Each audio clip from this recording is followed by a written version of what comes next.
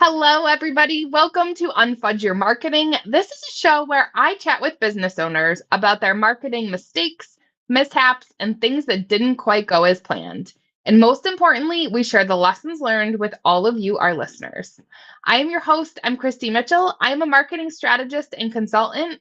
I specialize in working with B2B service-based business owners who have relied on referrals and word of mouth, and they're ready to take things to the next level, and they know they need to get a strategic marketing plan in place to do that. Today, I am super excited to welcome Amanda Lockhart Davis to the show. Amanda is the founder of Jack's Consulting Services, a company dedicated to empowering small and medium-sized businesses with expert back office support and strategic financial planning. With over 25 years of accounting experience, Amanda combines deep industry knowledge with a passion for helping businesses streamline operations and achieve sustainable growth. She is the author of 2 financial literacy workbooks, The Basics of Financial Literacy, A Healthy Money Mindset, and The Basics of Financial Literacy, A Healthy Money Mindset for Teens and Young Adults. These resources, along with her popular podcast, Life Uncensored, Navigating Adulthood One Episode at a Time, reflect her commitment to providing individuals and businesses with essential financial knowledge and tools. Outside her consulting and educational efforts, Amanda is an engaging speaker who enjoys guiding her community in financial literacy, budgeting, and responsible money management. Amanda, welcome to the show. Hi, thank you. Thank you for having me. I am super excited to have you on the show, and I always like to let our listeners know how we met. We were introduced through a mutual connection, Mark Harbecki. So Mark and I have partnered together on some clients, and he thought we should connect, and he was so right. So thank you, Mark, if you're listening to this episode. Shout out to Mark. Shout out to Mark because Amanda and I hit it off right away. And I was like, I totally need to have you on my podcast. And I'm sure we are going to find ways to collaborate and refer business and work together in the future. So Yes. I'm really excited for this chat today. Thank you so much for being here. Thank you. Thank you. This is great. I love this platform. I think this is going to be a good conversation today. It definitely is. I always appreciate my guests' willingness to share their marketing stories that haven't gone as planned in the past, because I know they can be a little painful. It's like we're like reopening a wound that maybe you tried to heal up. But so the conversation we talked about having today is one regarding a pretty significant investment that you made in working with a marketing provider, and it really just not going how you thought it would be. And obviously hindsight is 2020 for all of us. And so looking back, kind of what you might do differently. So where do you want to start in this kind of experience that you had? Maybe giving our audience like a sense of where you were at in your business and why you were at this point of wanting to hire somebody. Absolutely. Absolutely. Well, just to kind of give your audience a little bit of my background, I left the corporate world in December of 2023. And leading up to that, in August of 2023, I decided to form my own consulting firm for a few reasons. And in doing that, I'm the type of person, Kristi, I like to, once I decide on something, I'm full steam ahead. Like I'm doing everything, right? So immediately, as soon as I decided, I got with my legal provider and got my LLC established. I got website, established, domain name established, branding, all the stuff, right? Full steam ahead. And It was like, okay, now I've got all this great stuff. Now, how do I market it? Like, how do I get my name out there outside of, the normal word of mouth, which is pretty hefty, especially in a business like mine. But what else can I do, right? Yep. If I'm deciding I'm going to be leaving the corporate world, how do I get myself out there? So, through a little bit of Google sleuthing, I looked for a few firms, and I was doing the stuff, looking at reviews and seeing how many stars and all of that stuff that you think is the right thing to do, which I'm not saying it wasn't. It's also just luck of the draw too. right? Mm-hmm. It's like when you hire a new employee, resume looks great, interviews great, all the stuff. And then you say, okay, now color this paper blue, and they don't know what the color blue is, right? So it's really luck of the draw. So I settled on this one particular firm, and again, full steam ahead. Read their guidelines, their different packages offered, etc., etc. Decided on a package and said, let's go, sign me up. Um, at one point, even negotiated pricing, like, said, hey, if I pay you everything up front, will you give me a discount? They were more than happy, more than willing. They did that. And that's something I've used several times. It's only two answers to a question, right? So I've Yeah, been in you don't know if you don't ask. positions. Yeah, and if you have it, you know what I mean? So, and I had it at the time to say, hey, let me pay you everything up front for this contract. And at first things seemed great. They were, we had regular meetings. They were super good with communication, brainstorming ideas, explaining to me what they were doing, all the stuff that seemed great. But then after, this was August when I formed, so I won't say about, it was beginning of September when I signed contract. About 2.5, 3 months in, I'm like, crickets. Like, where's all this superb, these reviews I read about how I'm gonna be getting all these clients and traffic and, to my socials and blah, blah, blah, blah, blah. Mm-hmm. So during the meeting, I think it was before Thanksgiving, before the Thanksgiving break, I said, hey, what's going on? I'm not getting any traffic. I have no new followers. Anything that has come in new has been my efforts, me physically hitting the pavement, things like that. Mm-hmm. What's going on? What's not going right? What can be done? Blah, blah, blah. And then crickets from them, Oh. where the communication was superb. When the chips were down, I could not give my firstborn child to get them to respond. It was like far and few in between. It was like, before I could send an email right now, and within the hour I'd have a response, even if it was, let me get back to you by such and such time. I was at least getting some sort of response. It went from that to, where's everybody at? Oh no. So that totally sucked. And so that made me go back to the contract and read, termination clauses, early termination clauses, blah, blah, blah, blah, blah. Mm-hmm.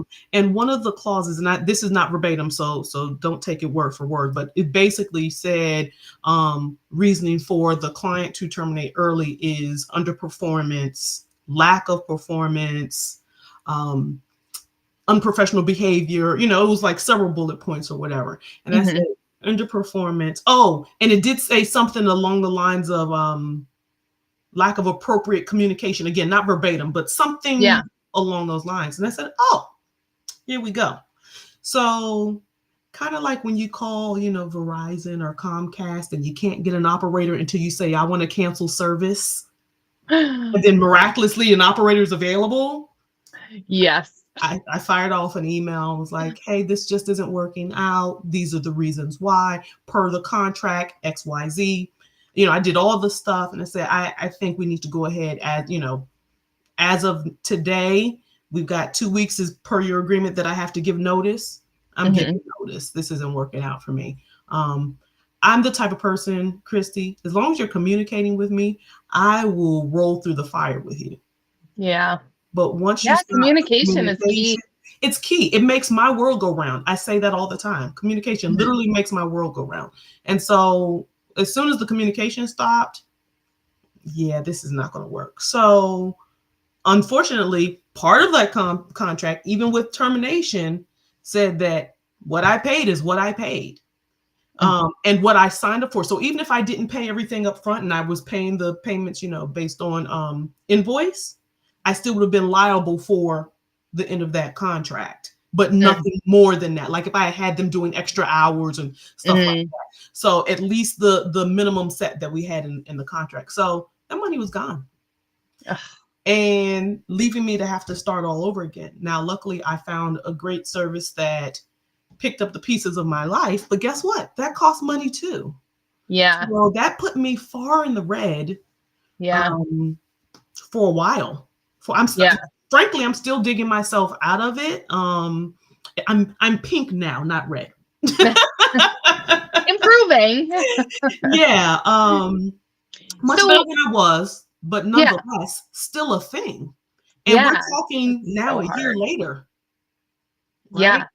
Right. And So you, that was big. especially, I mean, it can be a huge investment to any business, regardless of how long they've been in business. But you were so new too, first year, because you were going all in.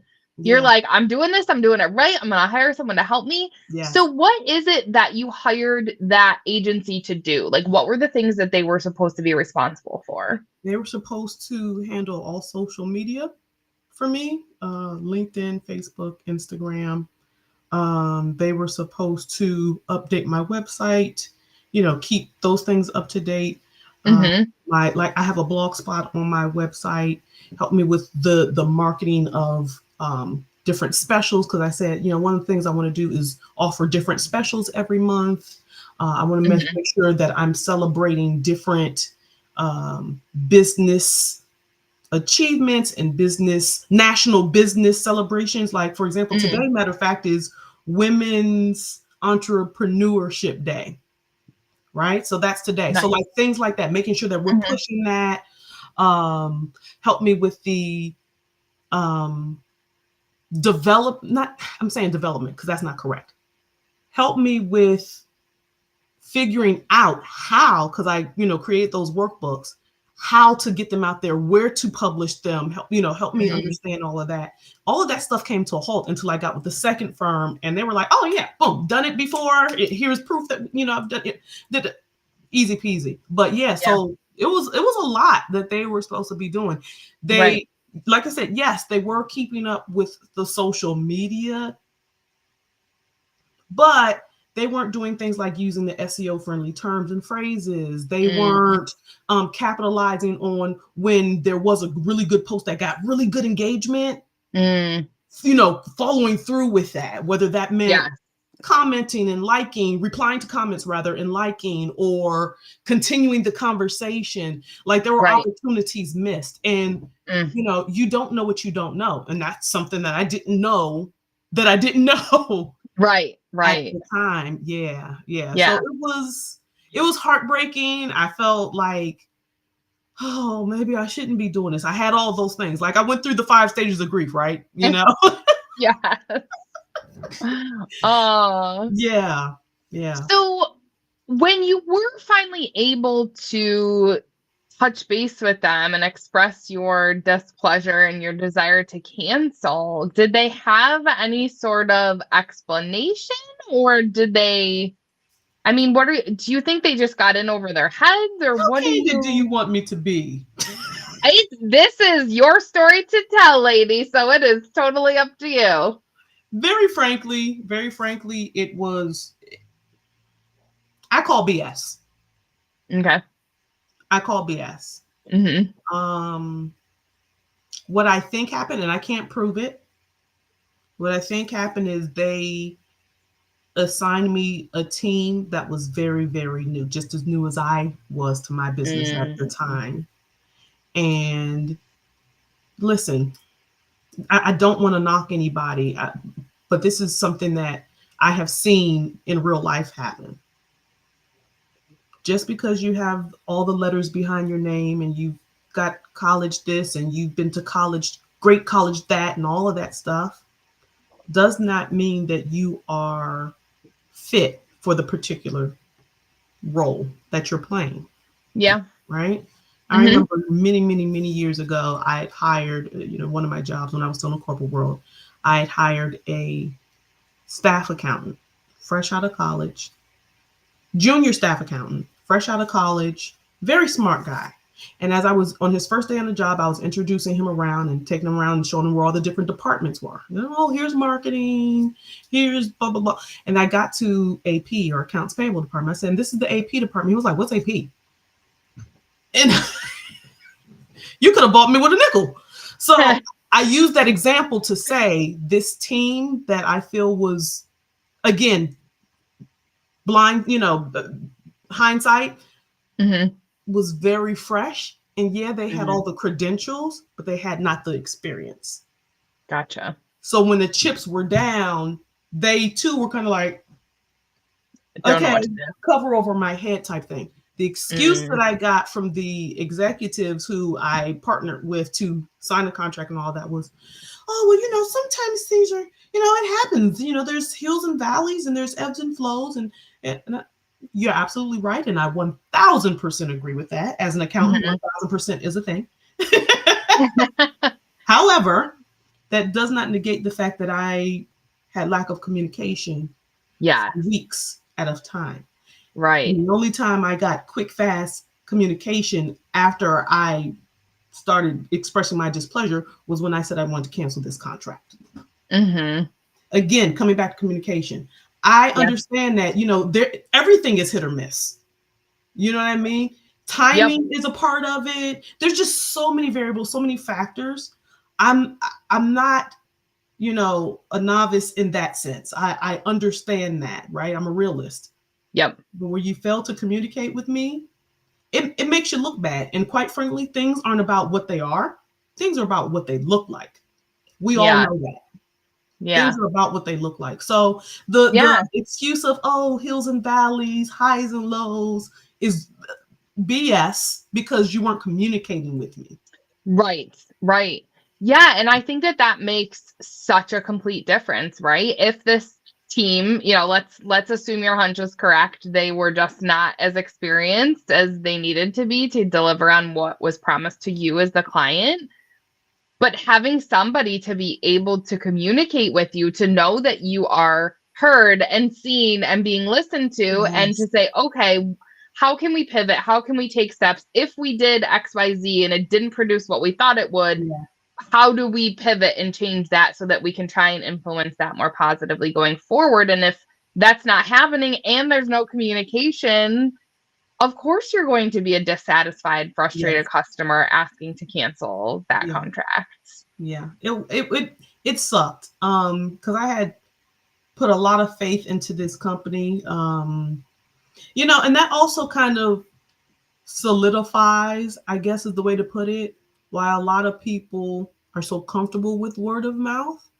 Because if I know Kristi has used them and Kristi says, oh, Amanda, they did this for me, blah, blah, blah, blah, blah. And I have some real life, experiences, then I'm a lot more comfortable with diving in. I'm a lot more comfortable with engaging, more willing.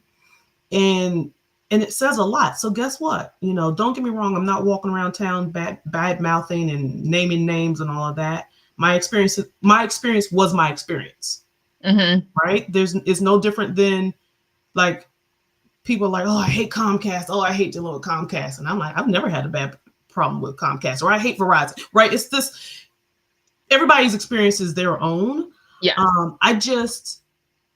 If November 19th, 2024, Amanda could go back to August 2023, Amanda, and say what to do, what not to do, so on and so forth.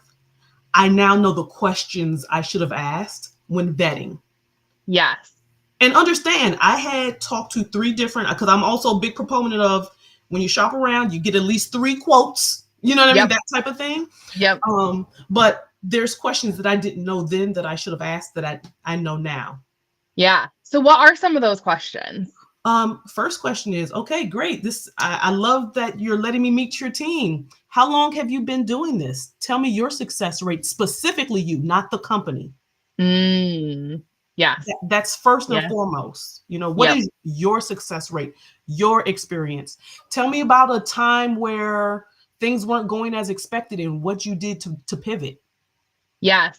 Well, and just to back up for a second too, because I have to imagine that depending on what type of marketing agency or provider you're vetting, sometimes you are probably only getting that sales team or that account executive. You're not necessarily connecting with those people who are going to be doing the day-to-day. So backing it up even a step there for people listening who might be in this position of evaluating marketing providers, asking that question of those companies that you're evaluating, can I speak to the people who are going to be working with me Yeah. on an ongoing basis? Like, I would love to get to know them better. Yeah. I'm curious how often that happens for companies who don't have that as part of their standard process. Right. And you make a very good point. I imagine the larger companies are the ones that you're strictly dealing with the sales, and marketing team, so to speak.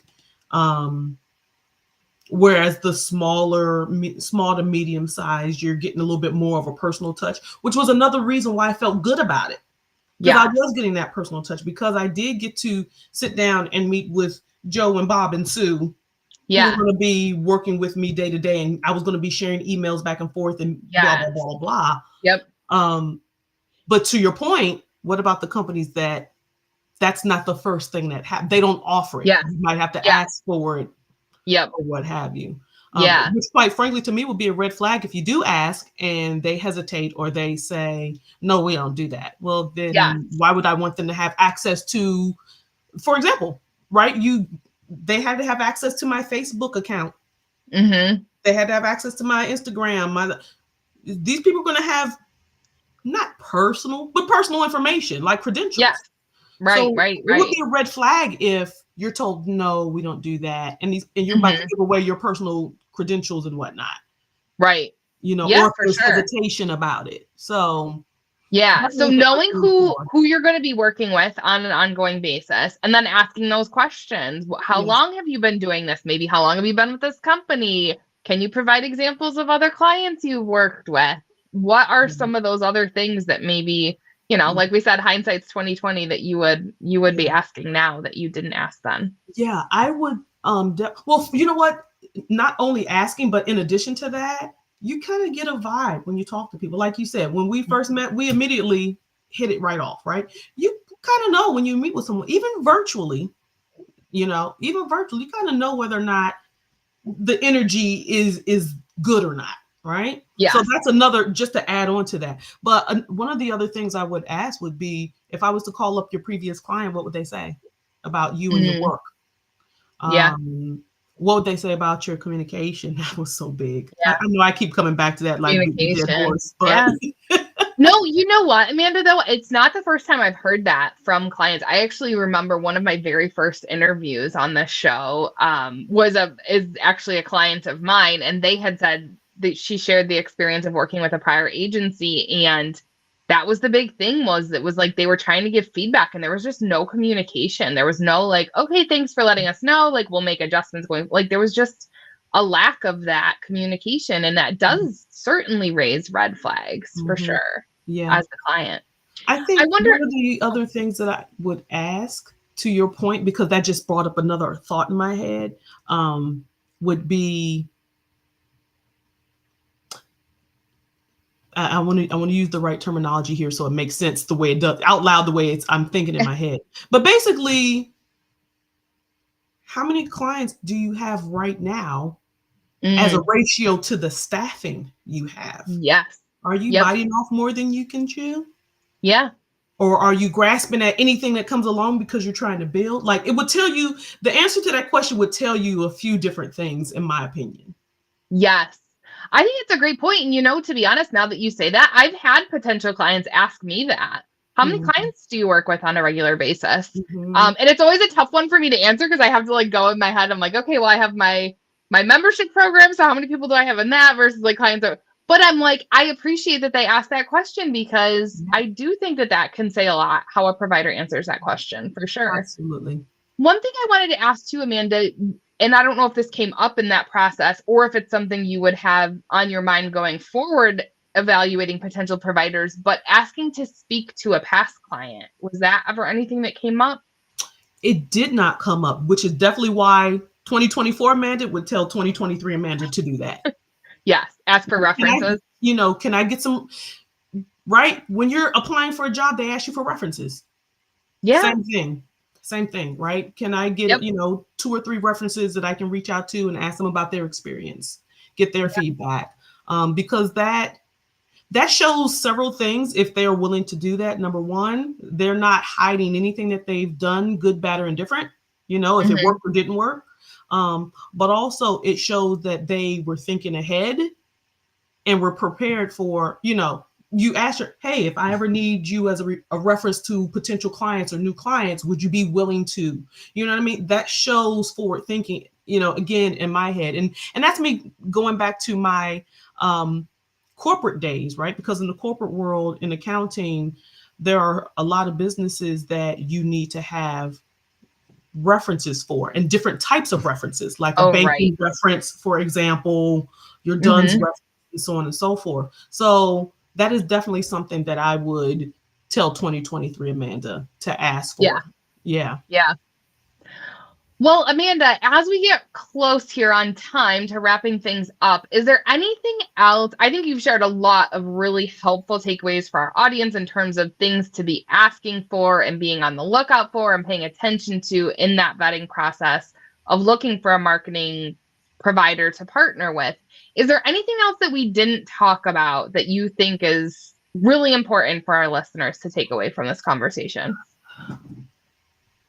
Definitely what I said about meeting with who you're going to be working with on a day-to-day basis. Even if Hmm. it's a 15, 20-minute call, it doesn't have to be some drawn out thing. Um, Yeah. One other thing that I would share that I think might be helpful or would have been helpful to past me would have been doing your own research on what marketing looks like for your specific industry, because it could Mm, be different across industries. yes. And it might not be a one-stop shop, like, what I mean, a cookie cutter approach where everything that this particular marketing agency uses for every client is going to work, that one thing. So definitely doing your own research, so at the very least you are dangerous enough to have a conversation about this stuff. Yes. Not saying that you need to know the nitty gritty, because that's why you pay Yeah. other people to do it, Yeah. but dangerous enough to have a conversation and dangerous enough to be able to supervise, I put up air quotes, what's happening. So the Right. questions to ask and whatnot. Yes. I absolutely love that point. I think that's a really, really great thing for business owners to keep in mind. Doing your own research ahead of time and, like, to your point, like knowing enough to be able to challenge a little bit. And maybe if even if you do the research, you're not, chances are you're not a marketing expert, you're a business owner. But if you have some questions that you could bring to that interview that might just be a little bit different than what that company is used to answering, can Yes. just help kind of shake up that conversation and allow you to get a different sense of who they are and what they do. And I just thought of this in this moment as we're discussing this, to ask the question, knowing that I am in this space of whatever industry I am in and these types of clients that I'm serving, how would you tailor your recommendations to me and my business and my target audience? Because to Mhm. your point, so often this drives me nuts. And I'm not saying this is true for all agencies, but I think this is a big this is a very common thing that I hear about business owners who have worked with agencies is like, well, it was just a cookie cutter approach. It's Mhm. this one size fits Yeah. all model, regardless of what type of business you are, who your ideal clients are. It's just, this is what we do. This is our prescription, no matter what your ailment is. Right. And it's like, no, you can't take Tylenol for a stomach ache. Like, that's not a thing. I just came up with that on my own. On the spot. But I think Right. that that's important as a business owner to be able to challenge them and get a better sense for how is what you're going to tell me I need to do different than what you might tell another company. Absolutely. Absolutely. I think a lot of times you tend to, you as in like business owners, tend to have these conversations and go, what can you offer me that the next company can't? Which is a great question, kinda, but they're already prepared for that question. Yeah. So to your point, challenging them with some things that does not merit a very standardized answer can Yes. make a difference. Right. Right. Yeah. Awesome. Well, Amanda, I want to thank you so much for coming on the show, for sharing all of these valuable tips and pointers for business owners to take away from this conversation. If anyone listening today would like to learn more about you and what you do and the services you offer, what is the best way for them to get in touch or learn more? Absolutely. Thank you so much. My website is Jax. That's JAX consulting.com. Jax consulting.com. I'm also on Facebook, Instagram, and LinkedIn at Jax Consulting Services. Reach out to me, say hi, say I've got questions. We offer free consultations. So by all means, book a free consultation if you are interested in any of our services. Awesome. Thank you so much, Amanda. I appreciate you coming on